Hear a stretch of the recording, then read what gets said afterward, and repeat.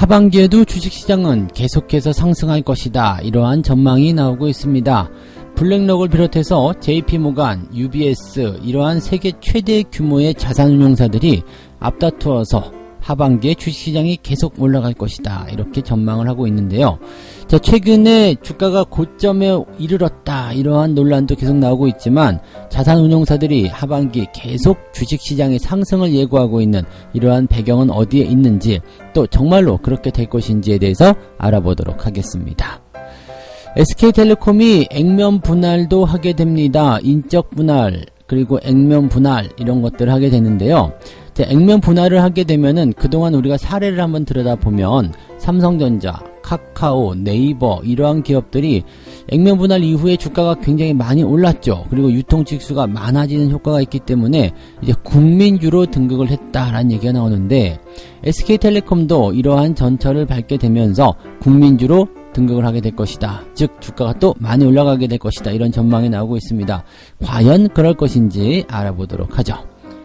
연기금이 상반기에만 코스피에서 무려 19조 원을 매도했다라고 합니다. 연기금이 매도를 한 것은 알고 있었지만 19조라니 어마어마한 금액이라고 보시면 될 것 같은데요.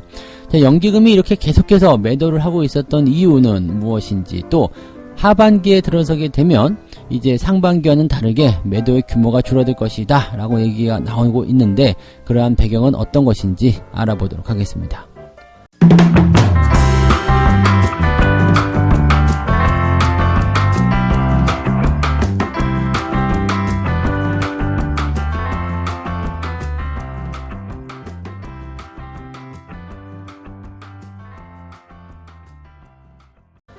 네, 반갑습니다. 자, 오늘은 7월 6일 화요일입니다.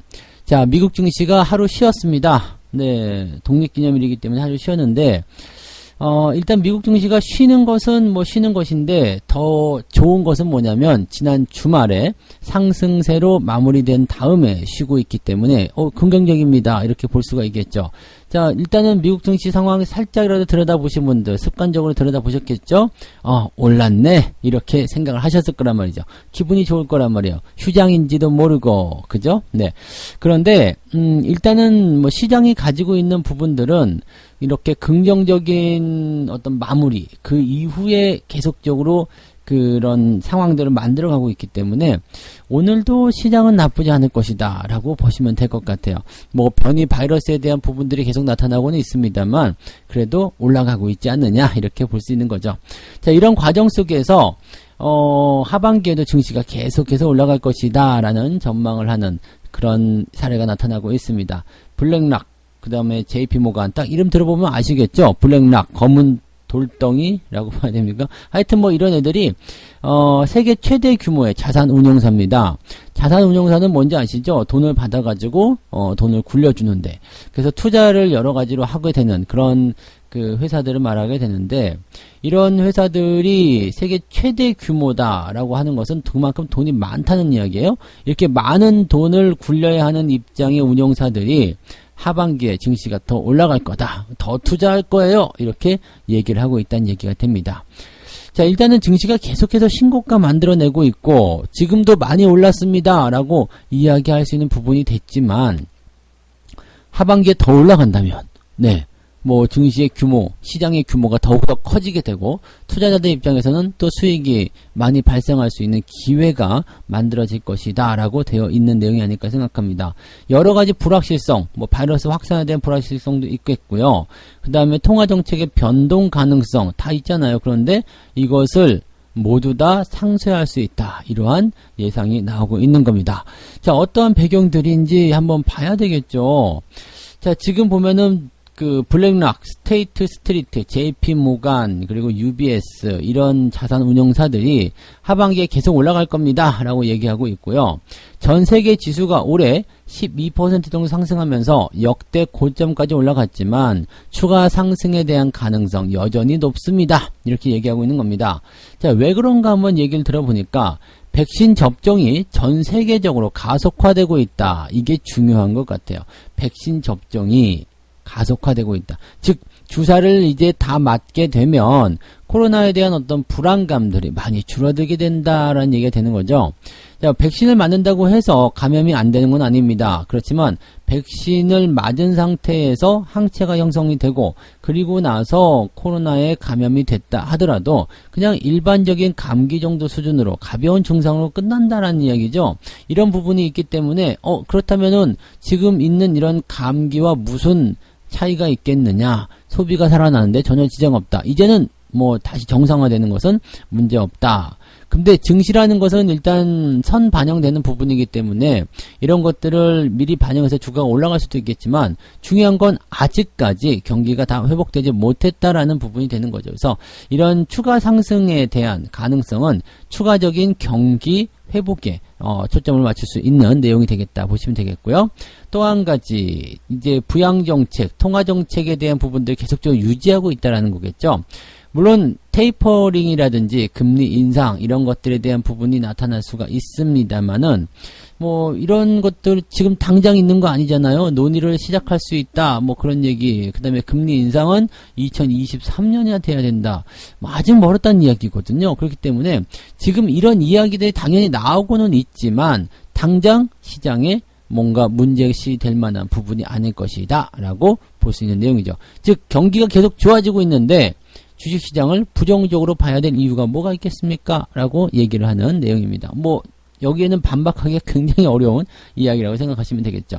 자, 또 한 가지. 물론 이제 증시가 너무 올랐기 때문에 밸류에이션에 대한 부담 많이 오른 거 아닙니까? 라고 할 수 있는 부분인데 여기서 우리가 한 가지 생각해야 될 게 있어요. 기업이 저평가되고 고평가되고 이거는 주가의 현재 수준 가지고 평가를 많이 하잖아요. 근데 기업의 실적이 굉장히 높아지는 상태 속에서 주가가 뭐 유지가 되고 있다 이렇게 된다면 저평가되죠.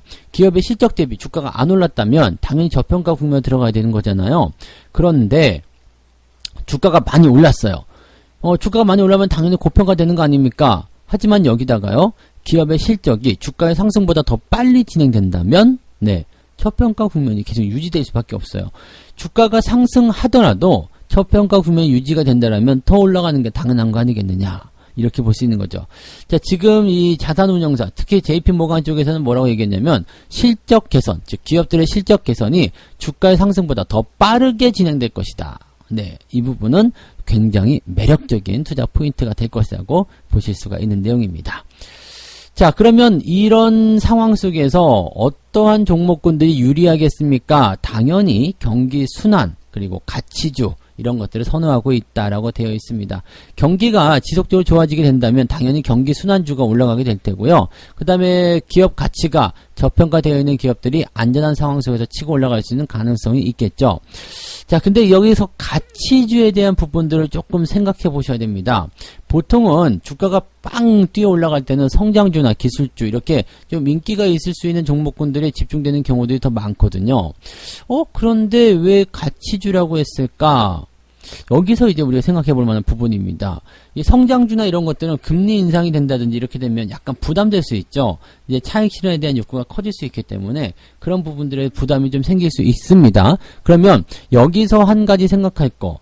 경기가 좋아져서 경기 순환주 이런 것도 당연히 좋게 생각할 수 있겠는데 대신에 어느 정도 리스크도 잠깐은 가지고 있다는 얘기예요. 그러면 성장주나 이런 것들은 조금 배제하는 것, 즉 많이 올라간 것들은 조금 배제하고 대신에 아래쪽에서 유지되고 있는 이런 가치주들을 통해서 주가 상승을 뭔가 기대해보겠다 이런 얘기가 될 수가 있는 거거든요.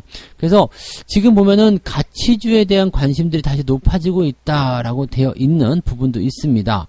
그래서 하반기에 증시가 계속 올라가기는 하는데 이렇게 경기 순환 및 가치주가 주목을 받게 된다라면 수익률은 전반적으로 낮아질 것이다. 즉 성장주처럼 빵빵 치고 올라가면서 뭔가 증시를 주도하는 것이 아니라 상승 기조가 유지는 되는데 강한 상승이 아니라 낮은 상승, 약한 상승이 이어진다. 그러니까 조용한 흐름이 이어지게 될 것이다 라고 얘기를 하는 거죠. 여기에는 당연히 성장주나 기술주에 대한 매도도 포함이 되고 있을 것이다 라고 볼 수가 있을 것 같아요. 그렇다면 우리가 투자해야 될 부분들은 당연히 나올 수밖에 없겠죠. 뭐 지금 시장을 주도해 나가는 주도주들 이렇게 대형주, 성장주 이런 쪽이 아니라 그동안 기업 가치에 대한 평가를 제대로 받지 못했었던 거. 왜냐면 주목이 저쪽으로 되어 있었잖아요. 주도주가 성장주 쪽으로 되어 있었기 때문에 그런 종목군에서 조금 벗어나가지고 이제 생각해 볼 수 있는 그런 내용이 되겠다라고 보시면 되겠죠. 그러니까 많이 오르지 않은 종목이 올라가게 된다는 얘기가 되는 거고요. 주도주의 변화, 이런 대응 포인트들이 조금 달라진다는 얘기가 되는 거죠. 어제까지는 주도주가 니네였다라면 이제 오늘부터는 우리가 할 거야 라고 하고 있다는 얘기가 됩니다. 물론 이제 뭐 기술주나 이런 것들 다 좋다라고 얘기하는 부분도 물론 나와 있습니다. 시장 전망도 굉장히 밝은 편이고요. 그렇지만 시장에 어떤 참여하는 투자자들이 선호하는 종목군들은 이제 가치주들도 포함되고 있다. 가치주는 꼭 대형주만 가치주가 아니에요. 기업 가치가 저평가되어 있는, 즉 시장의 어떤 그런 상황들, 그 다음에 기업의 실적 상승, 이런 것에 비교해서 기업의 주가가 현재 낮은 기업들이, 이제 가치주라고 평가를 받을 수가 있는 겁니다. 그래서 그런 내용들이라고 생각하시면 되겠습니다. 자, 그러면 이제 이 내용들을 정리해보면, 하반기에 증시는 계속 올라갈 것이다. 이런 거. 그 다음에 악재 요인이 있지만 시장의 상승 부분들은 막지 못할 것이다. 그래서 지금 나빠질 이유가 없다라는 거. 그 다음에 또 한 가지. 대신에 시장 수익률은 조금 낮아질 수 있다. 성장주 같이 빵 치고 올라가는 것이 아니라 은근하게 달아오르는 가치주들의 움직임들이 다시 만들어질 것이다. 그리고 가치주는 꼭 대형주가 아니라 기업의 가치, 즉 주가가 더 많이 상승할 수 있는 그런 종목들이고, 대형주뿐만 아니라 중소형주에도 그런 것들이 많이 있다라고 생각해 보시면 될 것 같습니다. 뭐 이러면 정답들이 딱 나오는 것 같죠? 지금 이 상황에 대해서 하반기에도 증시 상황은 나쁘지 않다. 돈 벌 수 있는 기회가 있다는 얘기고요. 어떤 것들 봐야 됩니까? 아직 안 올라간 종목들 봐라. 이렇게 얘기해 드리는 겁니다. 제가 그동안 계속해서 강조드렸던 내용들 그대로 녹아있다고 보시면 될 것 같아요. 그죠? 외국인들도 제 방송을 또는 제 시황을 듣고 있는 것이 아니겠나? 라고 생각을 혼자서 잠깐 해보는 거죠. 네. 듣고 있을 수도 있어요. 네, 유튜브에 녹화가 되니까, 그죠? 제임스랑 토마스가 듣고 있을 수 있는 거죠. 네. 야, 새로운 거 올라왔다. 빨리 들어라. 네, 미안합니다. 자, 두 번째 이야기 가도록 할게요. SK텔레콤의 액면 분할이 이제 나옵니다. SK텔레콤의 액면 분할. 자, SK텔레콤은 사실 우리가 그렇게 많이 신경 쓰는 기업이 아니었죠. 그냥 있는 기업, 그 다음에 투자했을 때 수익이 되게 안 나오는 기업. 그냥 막, 이런, 그거는 수익 내려고 사는 주식 아니냐? 뭐 이런 거. 그 다음에 옛날에 외국인들 다 헤쳐먹고, 배당만 받아 처먹고 있는 그런 기업이야. 이렇게 보시면 되는데, 이제 조금 배당에 질린 것 같은 느낌도 살짝 있는가 봐요. 얘네들이 이제, 주가를 띄우기 위한 어떤 효과를 자꾸 만들어내려고 하는 것 같습니다. 그래서 지금 11월에 액면 분할을 할 것이다라고 되어 있고요. 그리고 액면 분할을 하게 되면 이제 주가가 내려가잖아요. 지금의 가격이 아니라 더 싼 가격으로 거래가 되게 되는데, 이렇게 되면 소액주주들이 접근하기가 쉬워진다. 이런 얘기가 나오는 거고, 그렇게 되면 주식수가 많아지기 때문에 국민주가 된다. 싸면서 주식수가 많아지고, 그 다음에 이런 그동안 생각만 하고 있었던 너무 비쌌고 또는 좀 별로지라고 생각했었던 기업들이 이렇게 물량이 많이 풀리게 되면 사람들이 좋아하더라, 이런 얘기가 되는 거죠. 이런 건 경험을 어디서 했느냐면 삼성전자, 네이버, 카카오에서 했다라는 이야기입니다. 일단은 삼성전자, 네이버, 카카오에 대한 액면 분할이 어떤 효과를 가져왔느냐, 소액 투자자에 급증했어요. 이게 주가가 높으니까, 특히 삼성전자 같은 경우는 50분의 1이었잖아요. 250만원짜리가 5만원으로 뚝 떨어지는 모습이 나타나니까 사람들이 250만원 월급 받아가지고 몰빵 쳤어야 되는 그런 기업이었는데 5만원 돼버리니까 막 사자. 너도 나도 삼성전자 열풍이 부는 거죠. 이제는 세뱃돈 받아가지고 용돈 받아가지고 주식을 살 수 있는 상황이 된 거잖아요. 초등학생 같은 경우는 요즘에 세배하면 어떻게 돼요?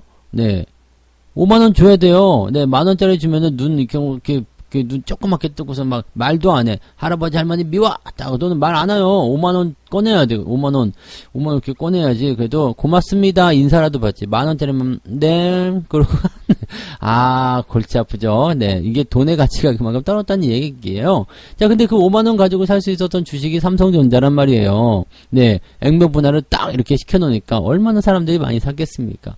사람들이 많이 사니까 일단은 주가가 잘 못 올라가는 효과도 당연히 있었겠습니다만, 그 이후에 주가가 올라가는 게 만만치 않죠. 빵빵 튀어 올라가면서, 삼성전자도 뭐 4만원대에 사신 분들은 100% 넘게 나왔었죠. 그 다음에 뭐 카카오, 네이버 이런 것들 말할 필요도 없고요. 어마어마하게 올라갔습니다. 그래서 이런 부분들 잘 생각해 보시면 액면 분할을 한 기업들이 주가가 많이 올랐다 이렇게 보시는 것도 뭐 틀린 이야기는 아닌 것 같아요. 그런데 액면 분할이 꼭 그렇게 주가 상승에 대한 효과가 있는 건 아닙니다만, 여기서는 어떤 효과를 먼저 본 거냐면 비싼 주식을 싸게 살 수 있다는 거, 그 다음에 유통 물량 수가 많아지면서 이제 많은 사람들이 주식을 보유하게 됐다는 거죠. 매수가 몰리게 된다는 이야기가 되는 거죠. 자, 그래서 이런 식으로 되면서 이제 액면 분할에 대한 기대감을 가지고 증권업계가 SK텔레콤의 목표 주가를 상향 조정하기 시작합니다.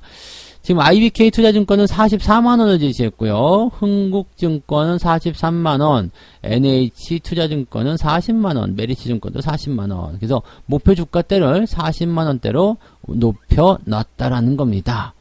그래서 야, 이 정도면은 대단하겠죠. 그리고 이게 5대1이에요. 그래서 발행 주식 총수가 5배로 늘어나기 때문에 지금 SK텔레콤을 가지고 있는 소액주주들이 약 14만 명 정도 되는데요. 5배면은 많죠. 네, 한 70만까지 되나요? 14가 5, 네, 계산해 보세요. 맞지? 5, 4, 20, 5, 1은 5, 70 맞죠? 70만 명이 될 수 있다는 얘기예요. 그러면 14만 명이 70만 명이요. 바글바글해지는 겁니다. 자, 당연히 이렇게 바글바글해지고 주가도 싼데 당연히 사람들이 많이 있을 수밖에 없겠죠. 자, 여기에다가 한 가지 더 있습니다. 인적 분할도 이루어집니다. 뭐 여기에 대한 기대감도 굉장히 있었죠. SK텔레콤이 회사를 나눠요. 그래가지고 존속회사, 통신사업을 하는 존속회사하고요, 비통신 신사업을 하는 신설회사로 나뉘게 됩니다. 이게 SK신설투자 뭐 이렇게 이름이 아직 정해지지 않았습니다. 그래서 이런 식으로 나누게 되는데, 일단 뭐 기존에 하던 거 계속 하겠죠. 유무선 통신, 뭐 구독 마케팅, 뭐 엔터프라이즈 사업 뭐 등등등이고요. 그 다음에 신설 회사는 차세대 반도체와 웨이브, 그 다음에 11번가, 디지털 헬스케어 등등을 가지고서 이제 5조 원 투자와 함께 이제 성장할 것이다라고 얘기가 되어 있습니다. 이게 11월 26일 날 이제 매매 거래 정지를 해가지고요. 뭐 변경상장, 재상장 이런 것들을 하게 됩니다. 자, 이게 이제 중요한 부분이 된 거예요. 이제 뭐 기업을 나눠가지고 또 새로운 사업에 들어가기도 하고 액면 분할도 하게 되고 다 이런 건데, 자, 그럼 여기서 SK텔레콤이 과연 국민주를 성장할 수 있을 것인가? 지금까지 제가 좋은 얘기만 해드렸지만 한번 여기서 냉정하게 생각해 봅시다. 삼성전자가 액면 분할을 했어요. 우와. 반도체 투자한대요. 반도체 슈퍼사이클이에요. 한국을 대표하는 기업이래요. 네, 사고 싶겠죠. 당연히 주가가 상승하는 효과가 있을 수 있습니다. 오케이. 자, 카카오와 네이버는요, 액면 분할을 하고 나서 어떤 상황이 됐을까요? 주가가 그렇게 많이 올라가지 못했습니다. 네. 당연히 최근에 이제 액면 분할한 카카오 같은 경우는 또 상승세가 나타나긴 했습니다. 한 60몇 프로 올라갔죠. 자, 그런데 그런 효과들이 있긴 있었습니다만, 얘네들이 올라가고 있었던 배경은 뭐예요? 뭐 자회사 상장이라든지 그런 것도 당연히 있었고, 비대면 플랫폼이 굉장히 컸어요. 그렇기 때문에 얘네들은 성장 동력이 있었죠. 자, SK텔레콤은 뭐가 있을까? 가만히 생각해 봅시다. SK텔레콤 뭐 있어요? 5G? 네, 통신 쪽이라고 봐야 되나요? 5G니까 뭐 메타버스나 이런 쪽으로 연결될 수도 있겠습니다만, 글쎄올시다라는 건 당장 딱 떠오르는 거 없지 않아요? 네, 당장 딱 떠오르는. 액면 분할만 한다고 해서 다 올라가는 게 아니에요. 그래서 그런 부분도 좀 생각해야 되겠죠. 뭐 사업에 대한 어떤 전망이나 그 다음에 각오, 다짐 이런 것들은 얼마든지 할 수 있는 거거든요. 근데 우리가 일기장에다 일기를 쓰면서 자, 내일은 꼭 순위하고 말을 하고 말 거야, 이렇게 했다고 해서 내가 내일 순위하고 말을 할 수 있는 건 아니잖아요. 그죠? 그러니까 이거는 일단은 계획이거든요. 이렇게 할 것이다. 근데 사람들이 얼마나 반응할 것인지 좀 봐야 되겠죠. 그리고 물론 5G에 대한 기대감이 생길 수 있겠습니다만, 또 메타버스든 뭐 등등 첨단 산업에 대한 기대감이 있을 수 있겠습니다만, 그런 것들에 대한 부분이 얼마만큼 강하게 형성되고 유지될 것인지에 대해서는 아직까지는 네, 뚜껑을 열어봐야 될 것 같다 생각이 좀 드는 거죠. 그래서 SK텔레콤의 이런 전반적인 부분들은 긍정적인 기대감과 내용들을 가지고 있지만 너무 또 여기에 젖어들어선 안 될 것이다라고 생각하시는 게 좋겠습니다. 상황을 좀 보면서 투자하시면 좋을 것 같고요. 항상 기업에 대한 부분들은 양면의 날을 같이 보면서 대응을 하셔야 된다는 겁니다. 꼭 그 부분 잊으시면 안 되겠네요. 네. 자, 세 번째 이야기 가도록 하겠습니다. 이야기가 길어져서 빨리 갈게요. 자, 연기금이 상반기에 코스피 쪽에서만 19조 원을 팔았다. 네. 뭐 요거는 욕이니까 욕할 거밖에 없으니까 금방 갈 수 있겠네요. 연기금 나오면 욕한다. 뭐 이제는 알고 계시죠? 네. 연기금 대해 내용을 한번 살펴보면요. 올해 상반기에 네, 연기금이 이제 매도를 친 내용들인데 국민연금이 중심이 되었다라고 되어 있습니다. 그래서 무려 19조 원을 갖다 팔아먹었는데 이 상반기 동안에 외국인들도 많이 팔았죠. 근데 외국인이 팔아먹은 건 17조 원입니다. 그러니까 외국인보다 더 많이 판 거예요. 어마어마한 거죠. 네, 그래서 이거는 진짜 뭐라고 할 말이 없습니다. 그죠? 외국인보다 더 앞다퉈서 지들이 팔아먹고 있었다라는 거. 이렇게 되니까 외국인들이 연기금이 계속 파니까 주가가 못 올라가. 그렇게 해서 같이 매도가 들어갔을 수도 있겠고요. 아니면은 이런 외국인들의 매도에 조금 더 이제 힘을 더 보태줘가지고 대형주가 못 가게 하는 그런 내용이 되지 않았을까 생각되기도 합니다. 가장 많이 판 것은 무엇이냐? 삼성전자가 무려 8조 원대 순매도가 나왔습니다. 네, LG화학에서는 1조 4천억, 하이닉스는 1조 원, 1조 4천억이네요. 그 다음에 네이버도 1조 원대 다 매도가 나왔고요. 매수한 거는 삼성바이오로직스 5천억, S-오일 2,600억, 하이브 2,500억입니다. 얍쌀하죠? 엄청나게 몇 조 원 단위로 팔아먹고요. 사는 것은 몇 천억대. 야, 이건 많이 팔고 조금 사는 것은 절대로 여러분들이 긍정적으로 생각을 해주시면 안 됩니다. 그래서 이런 것들은 나쁜 그런 효과라고 보시면 되겠는데요. 그럼 연기금이 왜 이렇게 많이 팔았느냐? 차익 실현이라고 생각하시면 됩니다. 많이 올라간 것에 대한 차익 실현. 즉 수익이 나니까 기존에 가지고 있던 종목군들의 보유 비중이 커져버린 거죠. 그래서 거기에 대한 차익 실현이 들어간 것이다 라고 보시면 되는데 계속 팔 것이냐? 그렇지는 않을 것 같습니다.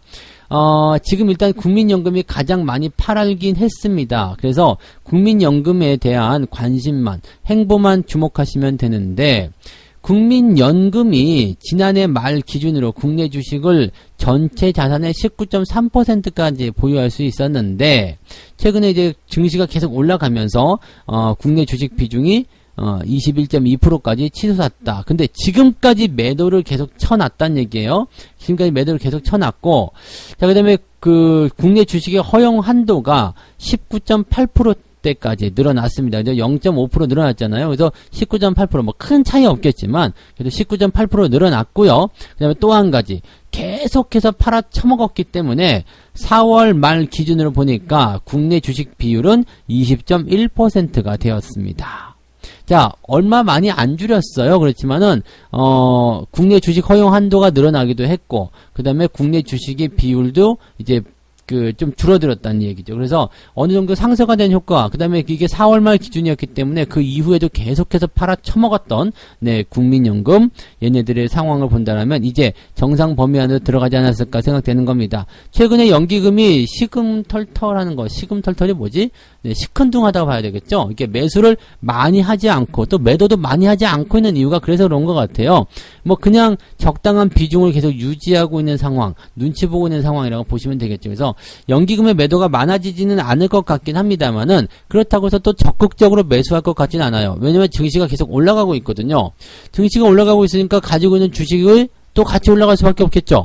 그러니까 이런 부분들은 굉장히 이제 또 부담감으로 작용할 수 있겠죠. 연기금이 적극적으로 개입하지 않으면 시장이 바닥 잡는 효과들은 별로 없거든요. 대신에 얘네들이 개입하지 않아도 외국인들이 매수가 들어오게 되면 주가가 상승하는 효과는 가질 수 있는데 외국인들 매수가 아직 안 들어와서 여기에 대한 부분들, 즉 대형주가 올라가기엔 조금 깝깝한 그런 상황이다라고 생각하셔야 되는 내용이기도 하겠습니다. 그래도 연기금이 이제 하반기에는 매도를 그렇게 공격적으로 하지 않을 것이다 라는 생각이 좀 들고 있고요. 한 번 정도 변동성을 통해서 출렁거리는 모습이 나오면 연기금의 매수를 통해서 주식이 또 바닥을 잡는 그런 형태의 모습도 기대해 볼 수는 있을 것 같습니다. 일단 다 팔았다고 생각하시면 될 것 같아요. 많이 팔았다. 연기금 애들 엄청나게 팔았다. 나쁜 짓 많이 했다. 이제는 네, 감옥 갔다 와서 조금 뭐라 그럴까 두부 먹고 좀 착해지려고 할 수도 있겠다라고 보시면 되고, 죗값을 치렀다라고 봐야 되나요? 아무튼 매도를 다 한 거예요. 매도를 다 해서 이제는 매도 규모가 아주 그냥 공격적으로 확장되거나 그런 것보다는 상황을 보면서 이제 조절해 나갈 것이다라고 보시면 될 것 같아요. 그래서 연기금에 대한 부담감은 조금 줄어든 것 같아서 조금은 다행이지 않나 그렇게 생각이 들었습니다. 자, 그런 부분으로 생각해 주시면 되겠고요. 자, 뭐 미국 시장이 오늘은 쉬었기 때문에 뭐 특이한 내용은 없겠습니다만 이렇게 세 가지 이야기로 전달 마무리를 하도록 하겠습니다. 주식시장이 하반기에 더 오른다는 자산운용사들의 이야기가 있었습니다. 올라가는 배경은 많습니다. 그리고 주목을 해야 되는 것들은 많이 안 오른 종목이 역시 마찬가지로 좋은 종목이다. 가만 보면은 시장이 오르나 내리나 많이 오르지 않은 종목이 주목을 받아야 되고 대접을 받아야 되는 건데, 항상 많이 올라간 주식에 관심들을 가지고 있기 때문에 문제가 됐었던 것 같아요. 이런 부분들 시장과 관계없이 항상 수익 나는 종목은 그렇게 정해져 있다는 거 꼭 명심해 주시기 바라고요. 자, SK텔레콤이 액면 분할로 국민주가 될 것인가에 대한 내용인데, 액면 분할만 한다고 해서 다 되는 게 아닙니다. 아시죠? 삼성전자, 카카오, 네이버와는 조금 다른 그런 내용들이 있기 때문에 SK텔레콤의 액면 분할 이후 주가 상황, 그 다음에 뭐 전체적인 기업의 평가 이런 것들은 조금 살펴보고 해야 될 것 같다라는 생각이 좀 듭니다. 그래서 삼성전자나 그 다음에 카카오, 네이버 때와는 조금 다르지 않을까 이렇게 생각을 좀 해보시면 좋을 것 같아요. 자, 그 다음에 연기금이 상반기에 19조 원을 매도했다. 지금 물량만 보면 되게 많아 보이고 좀 기분 나쁜 그런 생각이 들 수도 있겠습니다만, 그만큼 많이 팔아치웠기 때문에 현재 시점에서는 오히려 매도에 대한 압박이 많이 줄어들었다라고 생각해 보실 수 있는 내용이 되겠습니다. 참고하시고요. 자, 책 한 곡지 읽고 마무리하도록 하겠습니다. 수치를 꼼꼼히 따져보지 않고 무조건 투자 2만원 투자자들을 보며 나는 쓴웃음을 지을 때가 많았다. 수치, 미안합니다. 계산을 못해서. 근데 요즘에 계산 다 해주잖아요. 그래서 나도 계산이 된 그 수치는 확인하고 해요. 투자자라면 타고난 지적 능력과 판단력 외에도 연필과 종이를 적극 활용해야 된다. 특히 첨단 기술의 산물인 정교한 컴퓨터 소프트웨어를 이용하여 과거의 수익률을 치밀하게 추적해야 된다. 이게 무슨 얘기냐면요, 계산을 잘하라 이런 얘기가 아니고 주가가 얼마만큼 많이 올라왔는가, 얼마만큼 위쪽에 있는가를 보란 얘기예요. 그러니까 많이 올라간 상태에서 기업의 가치, 기업의 먹을거리 또는 기업에 대한 기대치가 낮아지는 건 당연한 거잖아요. 그런데 그냥 그런 거 관계없이 그런 거 계산하지도 않고 그냥 나와 있는 수치만으로만 확인하고 들어가거나 아예 그것도 보지 않고 들어가거나 이런 식으로 한다는 얘기죠. 즉 만원이 적정가인 주가가 9,900원까지 올라왔어요. 그러면 우리가 먹을 게 없는 거잖아요. 근데 그런 것들도 신경 쓰지 않고 매수한다. 오히려 뭐 만원이 적정가인 주가가 2만원까지 올라갔는데 그런데도 매수한다거나, 대부분 이런 사례들 많잖아요. 이런 것들이 좋지 않다는 이야기고요. 또 한 가지 본다라면 뭐 만원이 적정 주가인데 55,000원에 있다. 지금 현재 주가 5,000원이야. 그러면은 이런 것들은 이제 상황을 생각해 본다면 매수해 볼 만한 가치가 있는 거죠. 그러니까 여기서 생각해 볼 만한 수치라는 것은 뭐냐면 내가 얼마만큼 먹을 수 있겠느냐, 그런 부분들 생각하고 들어가라, 이렇게 우리가 생각해 주시면 되겠습니다. 아시겠죠? 자, 얘기가 조금 길어졌어요. 그래서 여기서 마무리를 하도록 하겠습니다. 이제 와서 자, 여기서 마무리하고요. 오늘 여러분들 또 성공 투자 계속 이어가시기 바랍니다. 오늘도 분위기 좋을 거 생각되니까요, 넉넉하게 여유 가지시고 투자해 나가시면 되겠습니다. 저는 장중시황에서 다시 오겠습니다. 고맙습니다. 본 방송에서 제공되는 모든 정보는 투자 판단의 참고 자료이며 투자의 최종 책임은 본 방송을 이용하는 본인에게 있습니다.